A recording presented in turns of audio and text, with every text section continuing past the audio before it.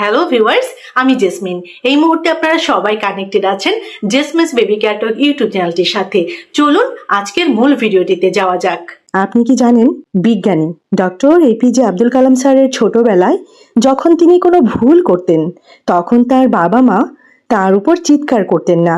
আধুনিক হার্ভার্ড বিশ্ববিদ্যালয়ের একটি গবেষণায় দেখা গেছে, সন্তানকে অতিরিক্ত বকাঝকা করলে তার বুদ্ধিমত্তা বাড়ার বদলে উল্টো ব্রেনের সাইজ ছোট হয়ে যায়। হ্যাঁ, আপনি ঠিকই শুনছেন, বকাঝকা নয়, সন্তানকে মানুষ করতে হবে বুদ্ধি খাটিয়ে, ডক্টর এপিজে আব্দুল কালাম স্যারের দেখানো উপায়ে।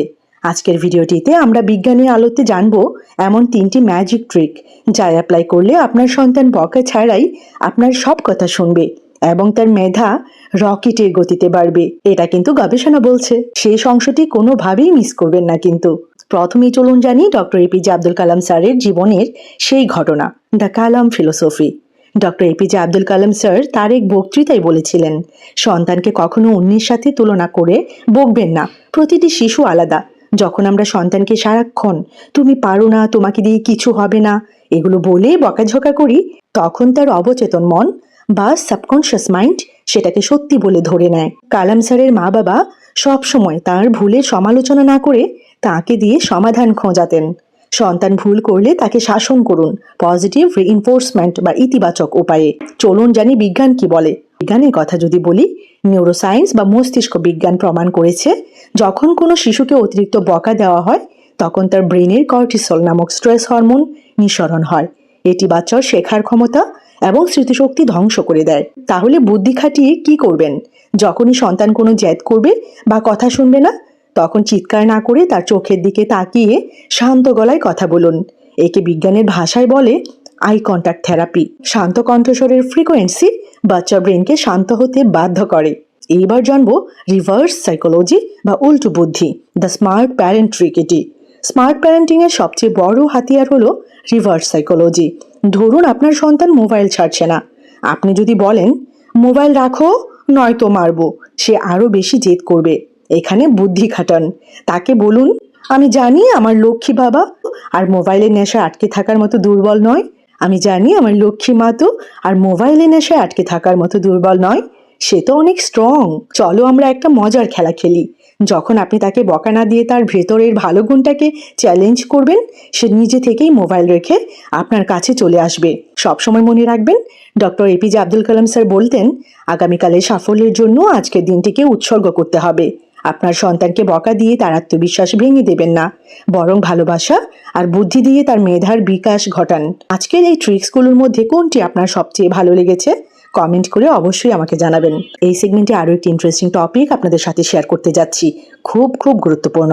হার্ভার্ড বিশ্ববিদ্যালয়ের একটি গবেষণায় দেখা গেছে, যেসব শিশুকে ছোটবেলায় অতিরিক্ত বকাঝকা করা হয় তাদের ব্রেনের সাইজ সাধারণ শিশুদের চেয়ে ছোট হয়ে যায়, একটু আগে আপনারা জেনেছেন, এবং তাদের বুদ্ধিমত্তা কমে যায়। কিন্তু আমরা অনেকেই সেটা জানি না। বিজ্ঞানী ডক্টর এপিজে আব্দুল কালাম স্যারের বাবা মা তার ভুলের জন্য কখনোই কিন্তু ওনার উপর চিৎকার করতেন না। ঠিক একইভাবে জাপানের মা বাবারা সন্তানকে বকা না দিয়ে এমন একটি গোপন ফর্মুলা ব্যবহার করেন, যার কারণে জাপানি শিশুরা পৃথিবীর সবচেয়ে বুদ্ধিমান এবং শান্ত প্রকৃতির হয়। আপনিও কি আপনার সন্তানের জেদ, মোবাইল আসক্তি আর কথা না শোনার অভ্যাসে অতিষ্ঠ? এখন আমরা ডক্টর এপিজে আব্দুল কালাম স্যারের জীবন দর্শন এবং আধুনিক জাপানিজ প্যারেন্টিং সায়েন্সের এমন 4টি ম্যাজিক ট্রিক জানবো, যা অ্যাপ্লাই করলে কোনো বকাঝকা ছাড়াই আপনার সন্তান রকেটের গতিতে বুদ্ধিমান হয়ে উঠতে পারে। নেক্সট 2 মিনিটের মাথায় আমি আপনাদের সাথে যে জাপানিজ টেকনিকটির কথা বলবো, সেটি আপনার বাচ্চার জীবন বদলে দিতে পারে। চলুন তাহলে জেনে নেওয়া যাক। Doctor APJ Abdul Kalam sir ওনার একটি বিখ্যাত বক্তৃতায় বলেছিলেন, একটি শিশুকে কখনো অন্য শিশুর সাথে তুলনা করবেন না। সূর্য আর চন্দ্র দুজনেই আলো দেয়, কিন্তু তাদের নিজস্ব সময়ে। যখন আমরা সন্তানকে বলি দেখো অমুকের ছেলে কত ভালো, তুমি একটা গাধা, তখন বাচ্চার সাবকনশিয়াস মাইন্ড বা অবচেতন মন নিজেকে সত্যিই ব্যর্থ মনে করতে শুরু করে। কালাম স্যারের বাবা মা তার ছোটখাটো ভুলগুলোকে বকা না দিয়ে সেটার পেছনের কারণ জানতে চাইতেন। একেই বিজ্ঞান বলে পজিটিভ রিইনফোর্সমেন্ট। বকাঝকা কিভাবে বাচ্চার ব্রেন ড্যামেজ করে, চলুন এবার সংক্ষেপে জানি। নিউরোসায়েন্টিস্টদের মতে, আপনি যখন বাচ্চার উপর চিৎকার করেন তখন বাচ্চার ব্রেনে, আবারও বলছি, কর্টিসল নামক স্ট্রেস হরমোন নিঃসরণ হয়। এটি বাচ্চার শেখার ক্ষমতা এবং স্মৃতিশক্তি কুঁচকে ফেলে। ফলে বাচ্চা আরো বেশি জেদি এবং একগুঁয়ে হয়ে ওঠে। বকা দিলে বাচ্চা সাময়িক ভয় পায়, কিন্তু দীর্ঘমেয়াদে তার আত্মবিশ্বাস চিরতরে হারিয়ে যায়। এবার আসা যাক পৃথিবীর সবচেয়ে সুশৃঙ্খল জাতি জাপানের কথায়। জাপানিজ প্যারেন্টিং এর মূল ভিত্তি হলো সন্তানকে কখনো জনসমক্ষে বা সরাসরি বকা না দেওয়া। তারা বিশ্বাস করেন শিশুকে বকলে তার সেলফ এস্টিম বা আত্মমর্যাদা নষ্ট হয়। জাপানি মায়েরা বাচ্চার কোনো ভুল দেখলে শান্ত গলায় চোখের দিকে তাকিয়ে কথা বলেন। একে বলা হয় আই কন্টাক্ট থেরাপিউটিক্স। শান্ত গলার ফ্রিকোয়েন্সি বাচ্চার উত্তেজিত ব্রেনকে মুহূর্তের মধ্যে শান্ত করে দেয়। জাপানে একটি অসাধারণ নিয়ম মেনে চলা হয়। বাচ্চা যখন রাতে ঘুমাতে যায় তার ঠিক 5 মিনিট আগে মা বা বাবা তার পাশে বসেন। এই 5 মিনিট মোবাইল বা অন্য সব কাজ দূরে সরিয়ে বাচ্চার হাত ধরে বা কপালে হাত বুলিয়ে 3টি কথা বলা হয়। আমি তোমাকে অনেক ভালোবাসি। আজ সারাদিন তুমি যে ভালো কাজগুলো করেছো তার জন্য আমি গর্বিত। তুমি অনেক বুদ্ধিমান এবং একজন ভালো মানুষ। বিজ্ঞান বলে ঘুমের ঠিক আগের 5 মিনিট বাচ্চার অবচেতন মন সবচেয়ে বেশি সক্রিয় থাকে। এই সময় আপনি যা বলবেন বাচ্চার ভবিষ্যৎ চরিত্র ঠিক সেভাবেই গড়ে উঠবে। এটিই জাপানিজ বাচ্চাদের শান্ত এবং মেধাবী হওয়ার আসল রহস্য। ঘুমের আগের এই 5 মিনিট সময় কিন্তু গোল্ডেন মিনিটস, মনে রাখবেন। এবার চলুন সংক্ষেপে জানি মোবাইল আসক্তি এবং জেদ দূর করার প্র্যাকটিক্যাল সায়েন্স। অনেকেই বলেন সন্তান তো মোবাইল ছাড়া খেতেই চায় না। এখানে আপনাকে বকাঝকা ছেড়ে বুদ্ধি খাটাতে হবে। বাচ্চার ব্রেনকে সরাসরি না বললে সেটার প্রতি আকর্ষণ আরো বাড়ে। তাই তাকে অর্ডার না দিয়ে অপশন দিন। তাকে বলুন, তুমি কি এখন মোবাইল দেখবে নাকি আমার সাথে এই চমৎকার গল্পের বইটি পড়বে বা ড্রয়িং করবে? যদি বই পড়ো তবে কাল বিকেলে আমরা পার্কে ঘুরতে যাব। যখন আপনি তাকে বকা না দিয়ে বুদ্ধিমত্তার সাথে রিওয়ার্ড বা পুরস্কারের লোভ দেখাবেন, তখন বাচ্চার ব্রেন ডোপামিন হরমোনের কারণে মোবাইলের চেয়ে আপনার দেওয়া অপশনটিকে বেশি আকর্ষণীয় মনে করবে।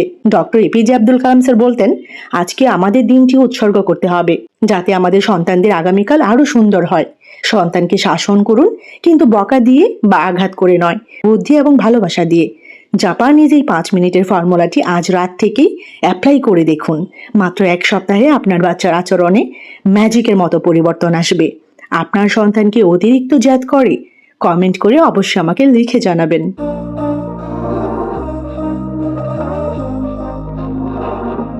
We were sparks on quiet streets, two hearts finding where to meet.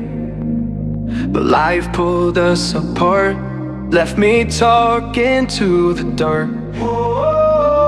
If I called you tonight, would it feel the same? Or have we both moved on to different names?